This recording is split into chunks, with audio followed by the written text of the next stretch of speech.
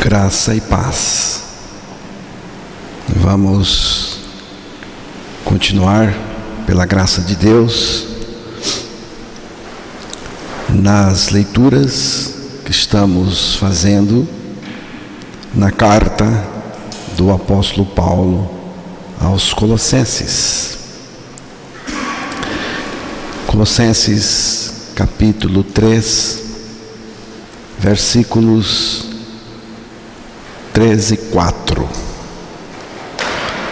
Vamos ouvir a leitura da palavra de Deus com carinho e com atenção e deixar que Deus fale ao nosso coração e que o Espírito Santo realize a obra de Deus, a obra que Ele tem para realizar em cada um de nós. Colossenses capítulo 3, versículo 3 e 4. Porque morrestes, e a vossa vida está oculta juntamente com Cristo em Deus. Quando Cristo, que é a nossa vida, se manifestar, então vós também sereis manifestados com Ele em glória. Que Deus revele a sua palavra aos nossos corações. Anteriormente, falamos que o fundamento que nós devemos nos apoiar é esse: morremos com Cristo.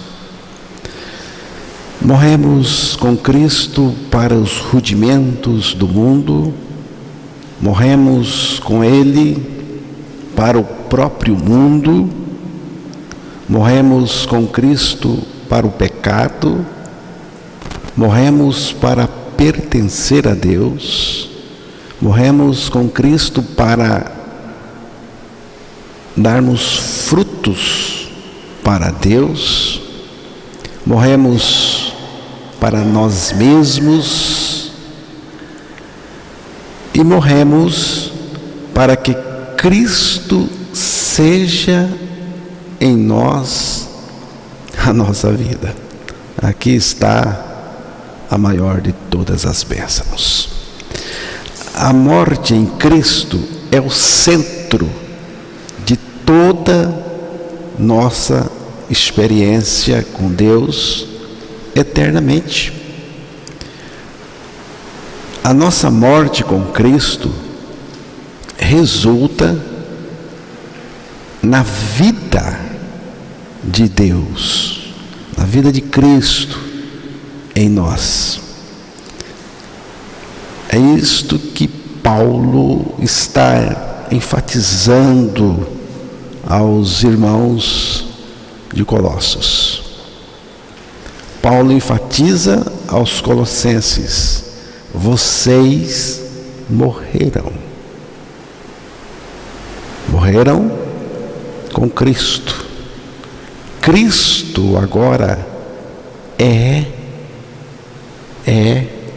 não será, mas é a vida de vocês. A palavra vida que aparece neste versículo 4 é Zoe, vida eterna, vida de Deus, vida espiritual. No versículo 3, nós aparecemos aí mortos. Porque morrestes, porque estáis mortos. Evidentemente, mortos com Cristo, nele na cruz. A nossa morte é do ponto de vista espiritual. É uma realidade espiritual E no versículo 4, a vida de Cristo toma conta do nosso ser. Depois de mortos, somos desocupados de nossa própria vida natural, pecadora, ímpia. Então, abre-se o espaço dentro de nós para a vida de Deus, a vida de Cristo, esta vida Zoe em nós. Deus coloca a sua vida em nós, e esta vida não apenas está em nós, mas ela também se manifesta em nós. Então, irmãos, o resultado dessa nossa morte com Cristo é a vida dele em nós, é Ele mesmo em nós. Já estou crucificado com Cristo e vivo não mais eu, mas Cristo vive em mim.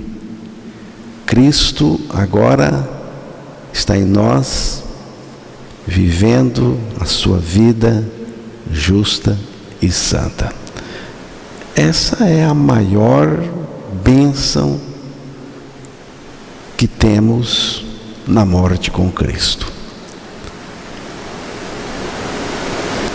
Mas é importante saber disso. A vida de Cristo não pode ser estabelecida em nós se ainda somos portadores da nossa vida pecadora.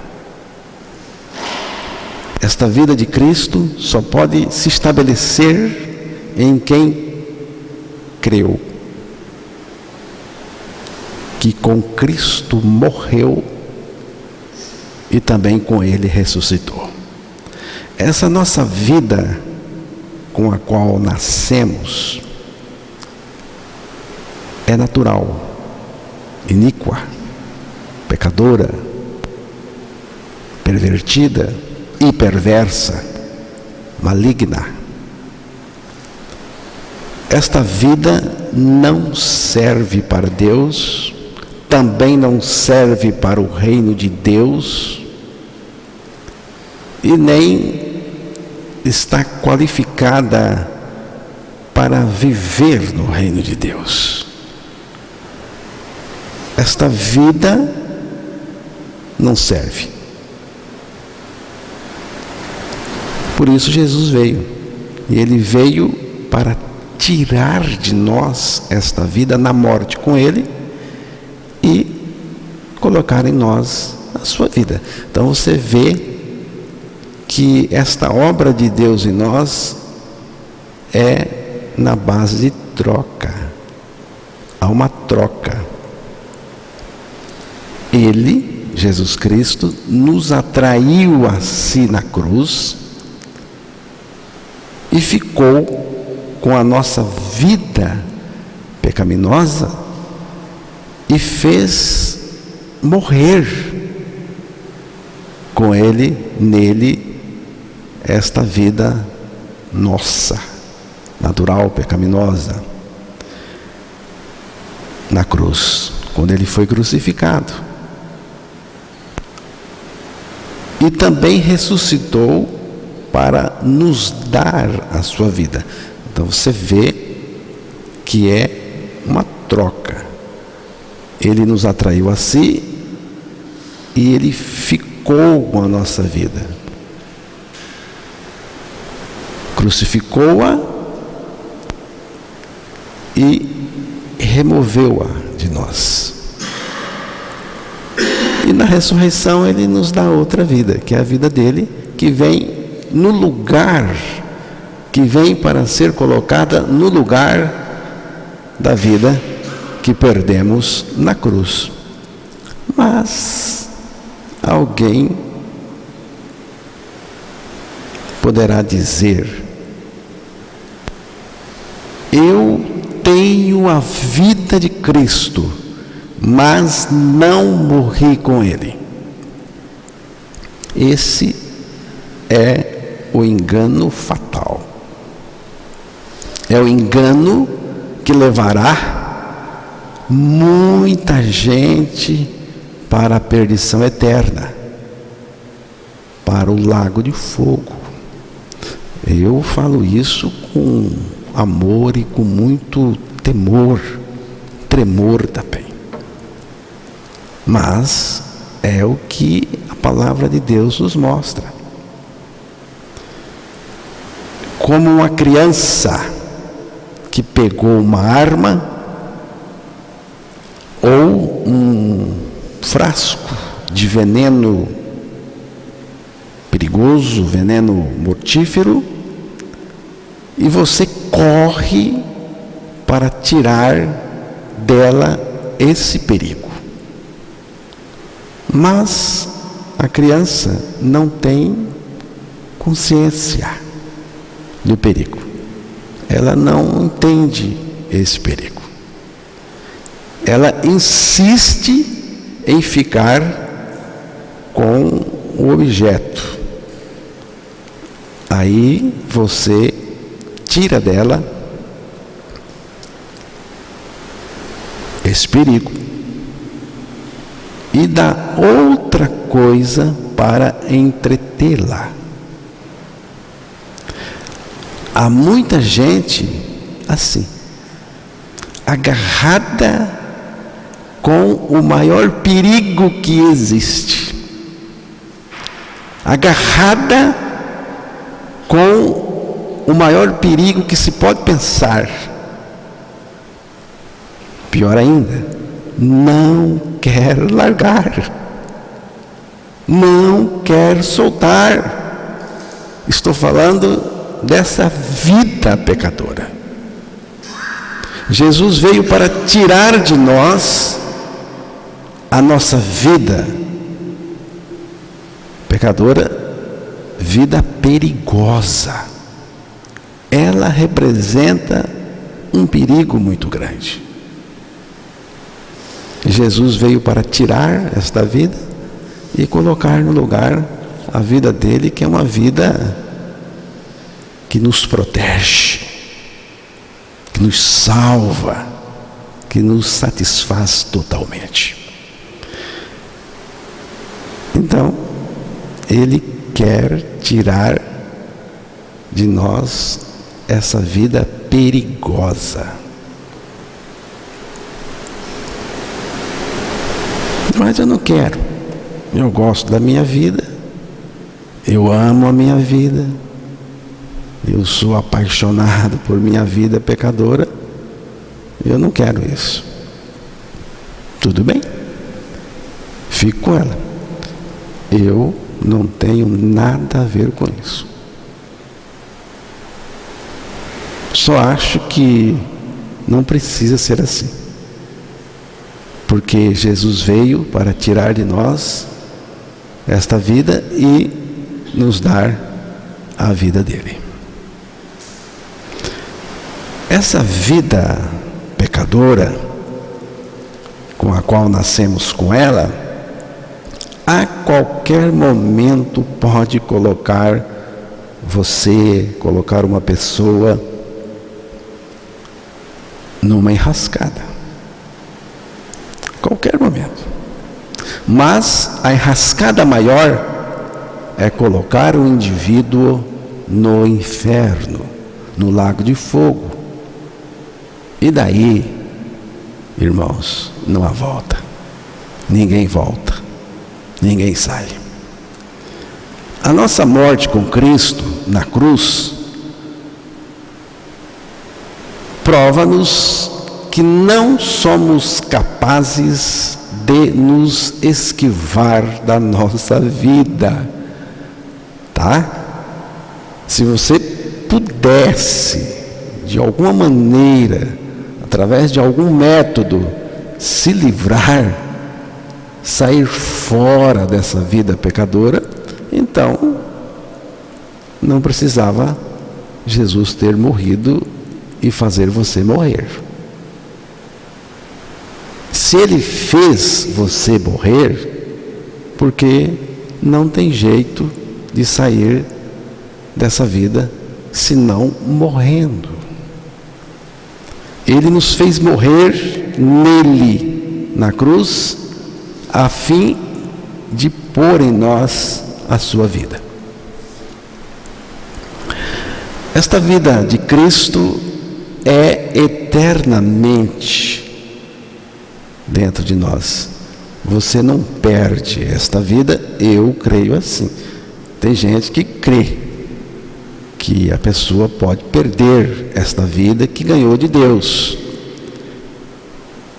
Eu penso que nós não perdemos, que quando Deus dá, Ele dá mesmo. A vida de Cristo em nós é sempre mais, ela não para, porque ela é infinita, ela é eterna. Eu vim para que tenham vida e a tenham em abundância. Você morreu em Cristo, agora Cristo é a sua vida. É o que o apóstolo Paulo estava ensinando aos colossenses. Vocês morreram, Cristo é a vida de vocês. Avalie isto. Cristo é minha vida. Você não se alegra? Não fica empolgado? Animado em saber que Cristo é sua vida?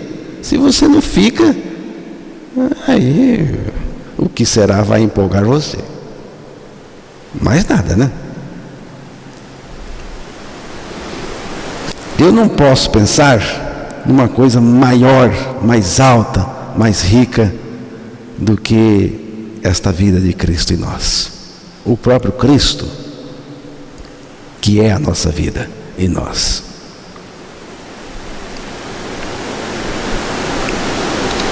Você está dando valor a esse supremo tesouro?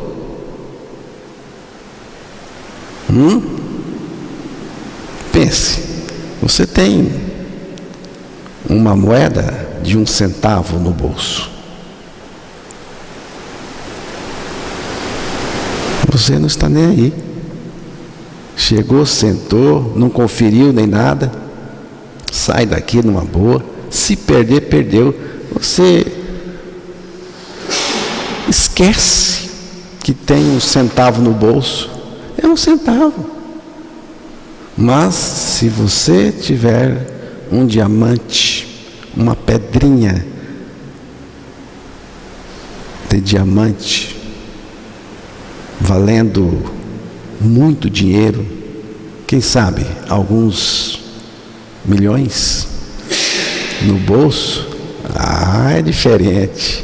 Você não esquece não. Você já vem andando, botando a mão aqui, procurando, ver se eu acho minha pedrinha. Quando você senta aqui, deixa eu ver se a pedrinha está aqui, se eu não perdi. Se brincar, você coloca a mão, segura ela e fica com a mão no bolso. Porque tem muito valor. Tem gente que vive como que se Cristo valesse mesmo 1 centavo dentro de você. Que tipo de crente você é? Se você descobriu esse tesouro, todas as suas buscas vão cessar. Acaba tudo. Porque você descobriu um tesouro que satisfaz. Ele nos fez morrer para viver em nós. Ele nos deu um mundo de bênçãos. Jesus não nos dá bênçãos? Ele lhe deu um mundo de bênçãos. Mas a bênção da sua vida em nós está acima de todas as bênçãos. É uma coisa tão preciosa, tão preciosa. Jesus se manifesta como nossa vida. Isto é precioso. Quando Cristo, que é a nossa vida, se manifestar. Observe que Ele é a minha vida, como minha vida Ele se manifesta. Quando Cristo, nossa vida, se manifestar, tornar manifesto ou conhecido aquilo que estava escondido, a vida escondida, a vida oculta, aqui dentro de nós, se manifesta, aparece, vem para a revelação e manifestação.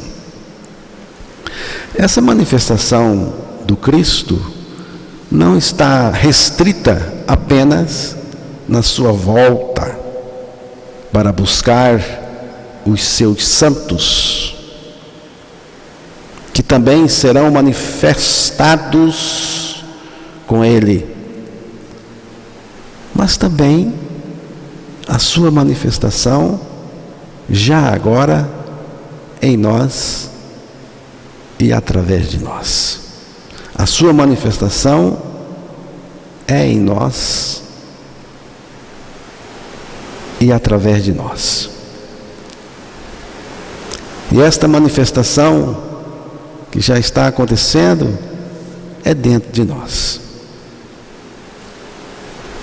É também uma manifestação para a comunhão, conhecimento dele, intimidade, amizade e adoração. Vamos ouvir esta leitura, João 14, versículo 21 a 23.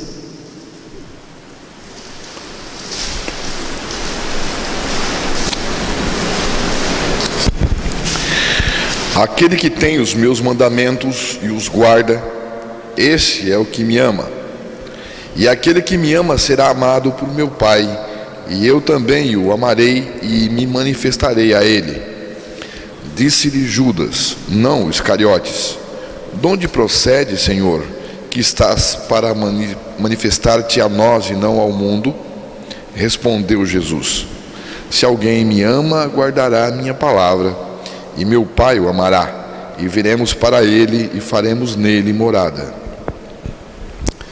Este texto está mostrando uma manifestação do Senhor, mas é uma manifestação dentro de nós.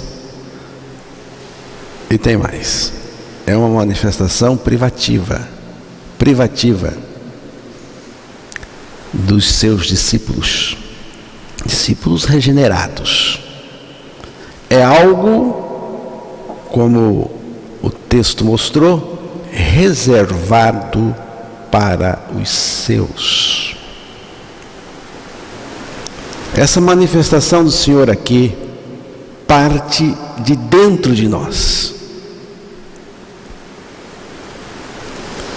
Essa manifestação está baseada em duas coisas. A primeira, sua palavra. A primeira base é a própria palavra de Deus, a palavra de Cristo, porque Ele prometeu, Ele falou, Ele fez a promessa, Ele disse: me manifestarei a Ele. A Ele quem? O salvo, o regenerado. Por isso que eu disse que é uma coisa privativa, é uma experiência particular. Ímpio não entra aqui, religioso não regenerado não entra aqui. Jesus sempre cumpre o que Ele diz. Eu sei que Ele vai se manifestar em mim, através de mim. Eu sei que Ele vai se manifestar na sua volta. Mas agora a manifestação que estamos falando, comentando, é uma manifestação privativa dos regenerados. E eu não preciso orar para Ele se manifestar. Vamos orar para que a vida de Cristo se manifeste em mim, em nós, através de nós. Não precisa orar. Nós temos a garantia disso, porque Ele falou, Ele prometeu. Basta ser regenerado. Ele prometeu manifestar-se aos regenerados. Se não é nascido de novo, nunca irá vê-lo revelado e manifesto no seu interior. Não adianta insistir. Se Jesus disse que se manifestaria, então a sua manifestação está afiançada, garantida por sua palavra, que jamais falha. A outra base dessa manifestação é a graça de Deus, a graça do Senhor. Na primeira carta de Pedro 1:13,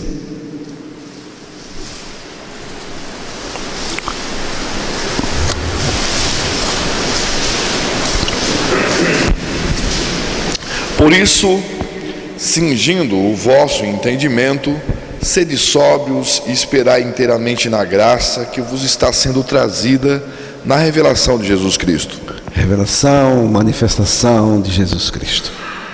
Qual é o preço que pagamos por essa manifestação, por esta revelação?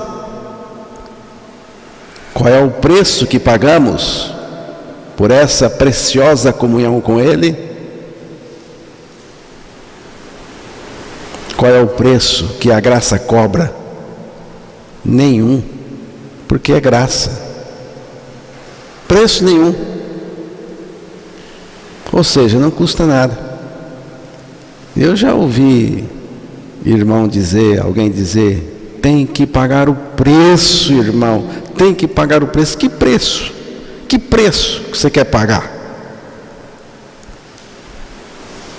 É graça. Tem preço? Tem. É alto? Muito, muito, muito, muito. Mas é Ele. Ele que pagou. O Senhor que pagou.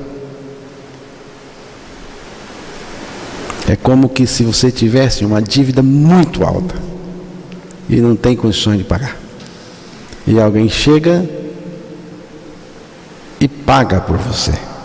Vai lá, paga a dívida, rasga essa dívida, esse contrato, e você ficou sem dívida.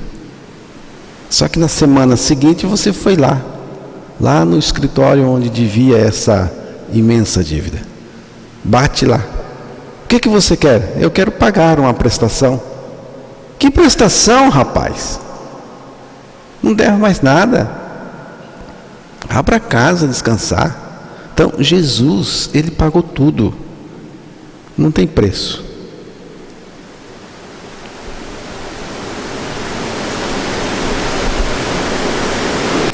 Não precisamos de esforço, nem de pagar nada. Mas tem uma coisa que nós precisamos, que Pedro disse que nós precisamos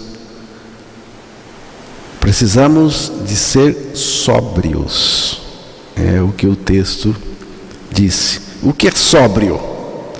É a disposição de esperar na graça, como o texto está dizendo. É a disposição de esperar na graça que está sendo trazida na manifestação de Jesus Cristo. Essa disposição de esperar já é a operação da graça. Você sabe que esperar é uma coisa difícil. Você vai no médico, senta lá e fica esperando, a vontade de sair e ir embora. Às vezes é aqui mesmo no culto, né? Está demorando, você não quer esperar. A barriga fala mais do que o coração. Aí não espera. O que é esperar? Esperar é ficar aguardando a sua manifestação. Estou falando de esperar aqui no texto de Pedro. É ficar aguardando a sua manifestação. Eu quero ficar com Jesus. Esta manifestação de Cristo em nós não é uma manifestação em carne, mas espiritual e pessoal aqui dentro de nós. Segunda carta aos Coríntios 5,16.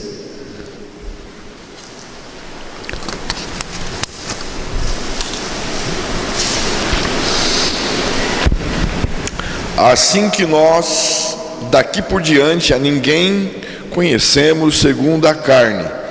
E se antes conhecemos Cristo segundo a carne, já agora não o conhecemos desse modo. De que modo conhecemos o Senhor agora?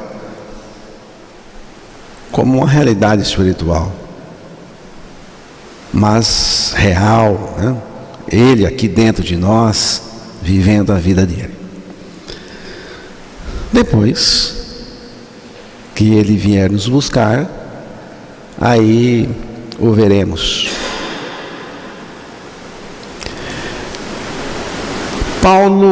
O apóstolo Paulo queria que aqueles irmãos de Colossos percebessem que Cristo era o tudo deles. Que coisa preciosa. Paulo tinha esse desejo. E os irmãos tinham essa necessidade de perceber isso, porque eles estavam sendo atacados por falsos mestres, do jeito que somos hoje. Hoje ainda pior. E Paulo queria que aqueles irmãos percebessem que Cristo era o tudo deles. Colossenses 3:11.